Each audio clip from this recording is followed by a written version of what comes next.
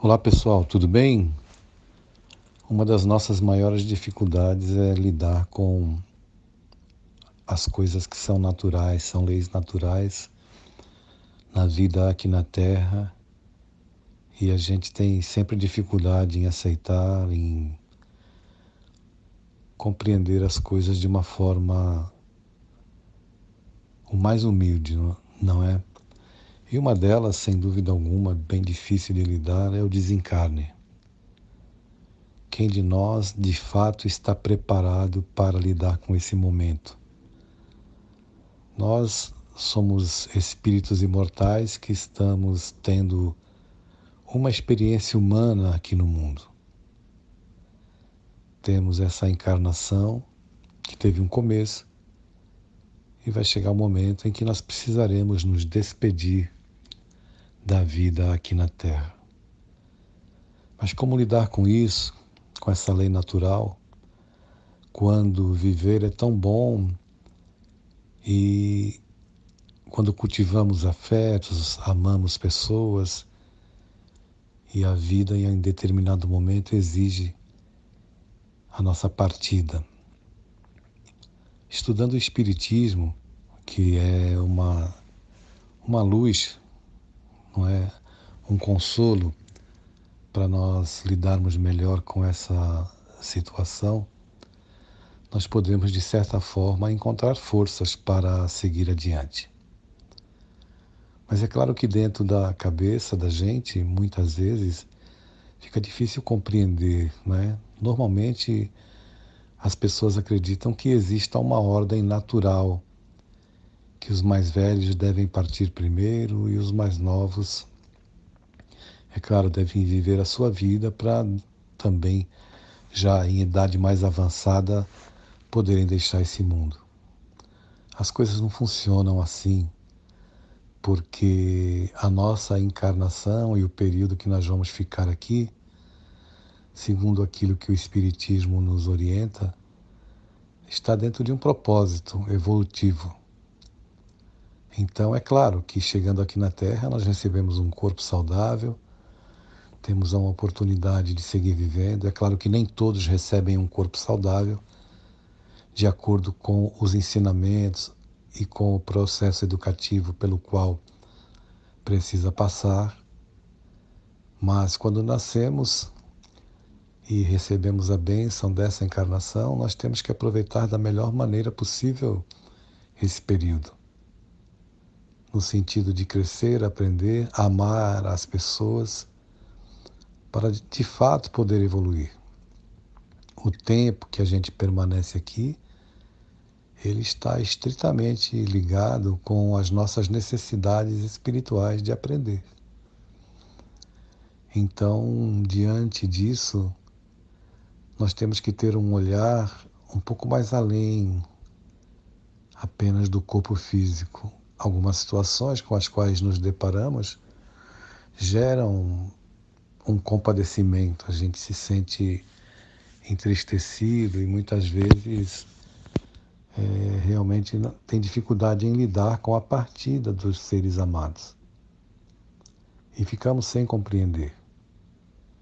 Mas, quanto mais nós conversarmos sobre esse assunto, não para ficar cultuando a ideia da morte, para aprender que nós devemos ter também uma educação para lidar com a morte.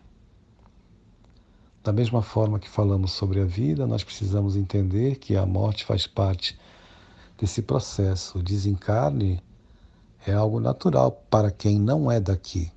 E nós não somos daqui. Nós estamos passando por aqui.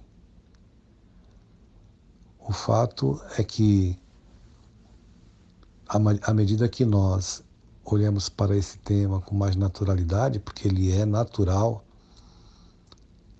morrer é uma lei da natureza para os espíritos imortais, em processo de aprendizado aqui na Terra, nós precisamos ter essa clareza. Evidente que se alguém que amamos parte, nós nos entristecemos. ficamos tristes e temos dificuldade em lidar com a separação momentânea. Mas daqui a pouco chega também o momento em que nós precisaremos pegar o trem de volta para o mundo espiritual.